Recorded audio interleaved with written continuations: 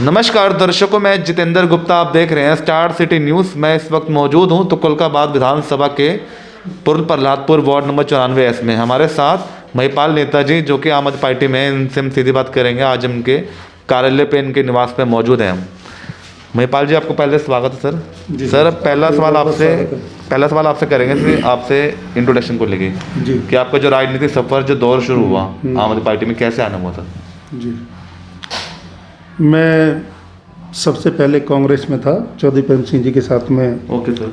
तो मैं general secretary Delhi प्रदेश रहा हूँ। उसके बाद में फिर मैं 2007 में विधायक जी के साथ, सहीराम पहलवान जी के साथ आ गया। Okay sir. और उनकी नीतियों को, उनके कार्यशैली को देख के, प्यार को देख के मैं उनके साथ जुड़ा और उनके साथ ही हूँ आज तक। ओके।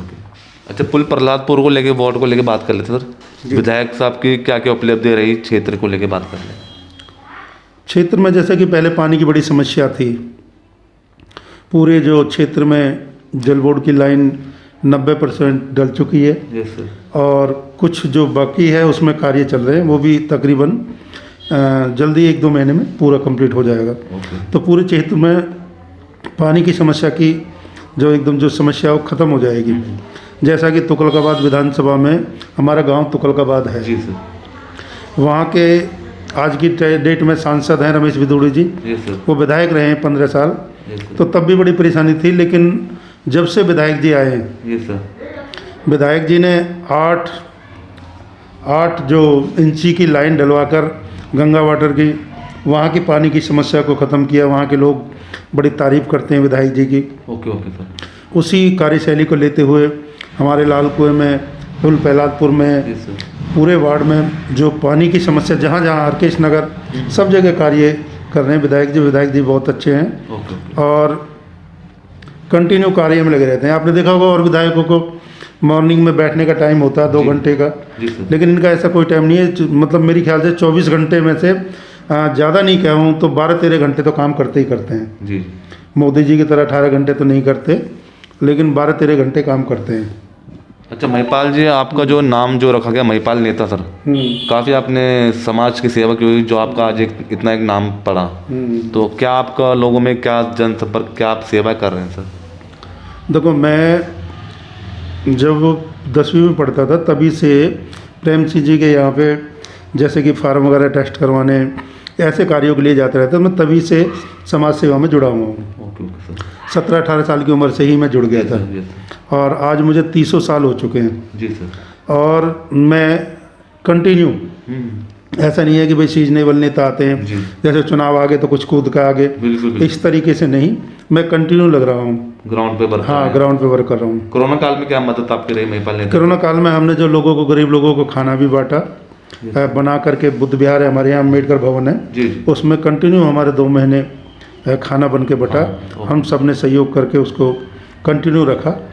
और सूखा राशन बांटा हमने, हमारे साथियों ने बांटा।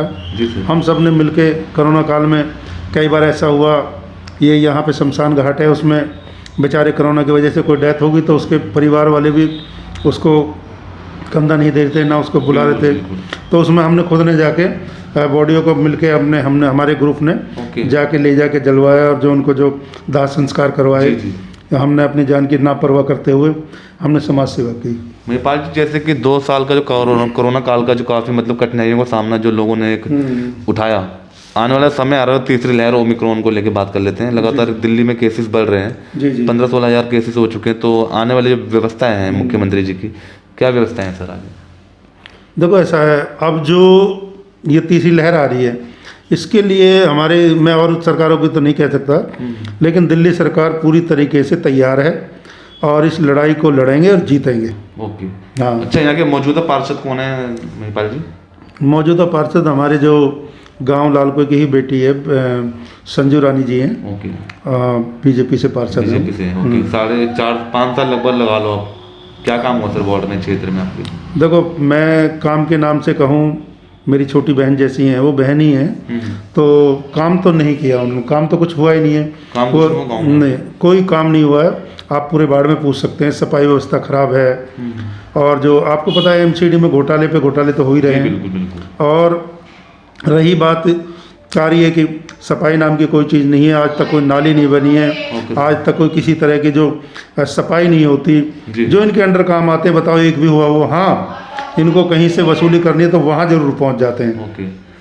अच्छा, जैसे अब चुनाव आ रहा था, जैसे आपकी एक मुहिम भी चल रही है सदस्यता अभियान को लेके, डोर टू डोर कैंपेनिंग कर रहे हैं, आप लोगों से मिल रहे हैं, पब्लिक का क्या रुझान है इस बार एमसीडी 2022 में?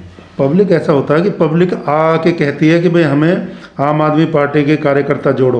Okay okay sir. और लोग तो क्या है कि इन्होंने भी अभियान चलाया था, ये लोग घर घर गए, नहीं हो पाए कामयाब। ओके। हमारी पार्टी में तो लोगों के वर्कर इतना जान ही रहे, लेकिन घर पे आके मेरे यहाँ पे घर पे आके सदस्यता ग्रहण कर रहे हैं। Okay okay. लोग कह रहे हैं कि भाई ऐसी पार्टी एक जो अगर हमने खो दी तो ये समझो कि हम अपना भविष्य अंधकार में कर लेंगे। ओके। लोग आम आदमी और केजरीवाल जी से जुड़े रहना चाहते हैं। जी, तो सर एक चुनाव के दौर में रहेंगे महिपाल नेता जी आप? हाँ, इच्छा तो है, अब की बार पार्टी मौका देगी, मुझे पूर्ण विश्वास है। तो कैसा रहेगा परफॉर्मेंस वार्ड का सर? वार्ड का परफॉर्मेंस मैं क्या बताऊँ, आप लोगों से पूछ के देखो, और बहुत अच्छा रहेगा। हम फाइट में ही रहे, अगर हमारी फाइट में कोई, मुझे तो नहीं लगता कोई फाइट में है हमारी। आपकी टक्कर में कोई नहीं था आपके सामने? मुझे नहीं लगता। तो क्या पहला लक्ष्य क्या रहेगा आपका? आपने क्या सोचा आगे अपने वार्ड को लेकर सर? मेरा सबसे पहले लक्ष्य रहेगा कि जो यहाँ सफाई व्यवस्था बिगड़ी हुई है, और जैसा कि आप देख रहे हैं एमसीडी में वर्करों की तनख्वाह टाइम से नहीं मिलती। अच्छा, लोगों को जो ना परेशानियां हैं, अब जैसे हमारे एमसीडी में डिस्पेंसरियाँ वो नहीं है, वो बनानी। और जो एमसीडी के जो स्कूल हैं उनमें शिक्षा व्यवस्था बहुत ख़राब है। गरीब आदमी सरकारी स्कूल में बच्चा पढ़ा सकता है, लेकिन सरकारी स्कूल ठीक नहीं है। ओके। मैं उस व्यवस्था को सही करने के पे कार्य करूँगा, और मैं पूर्ण विश्वास से कह रहा हूँ कि हम कामयाब भी होंगे। हम ऐसा करके दिखाएंगे कि लोगों को लगेगा, जो गरीब आदमी है ना, गरीब आदमी को क्या चाहिए? रोटी, कपड़ा, मकान, शिक्षा, व्यवस्था। तो मेरा कहना मतलब सबसे बड़े पहले जैसे डिस्पेंसरियाँ हैं जी सर, अब हमारी कोई बहन बेटी है बेचारी प्रेग्नेंट है, उनको डिलीवरी होनी है, तो यहाँ पे कोई ऐसी व्यवस्था नहीं है, क्योंकि ये एमसीडी के अंडर आती है। और कई तरीके की भिन्न भिन्न प्रकार की जो सुविधाएं उनको पूरा करेंगे। दूसरे नंबर स्कूलों में टीचर जो यहाँ पे कम है उन टीचर पूरे करेंगे। एक जो शिक्षा पे सबसे बड़ा ध्यान रहेगा हमारा। हाँ, ठीक। अच्छा, और कुछ एक संदेश क्या देना चाहेंगे सर आप लास्ट में? देखो, मैं संदेश ये देना चाहूँगा कि हमारे पूरे देश की जनता लगभग 2 साल से परेशान है, बिल्कुल, इस कोरोना काल को लेकर। आने वाले टाइम में मैं चाहता हूं कि भगवान अच्छा ही होगा, और ये मैं अपने दिल्ली क्षेत्र की जनता को अपने सीएम साहब की तरफ से विश्वास दिलाना चाहता हूं कि यहाँ पे किसी तरह की कोई परेशानी नहीं आएगी।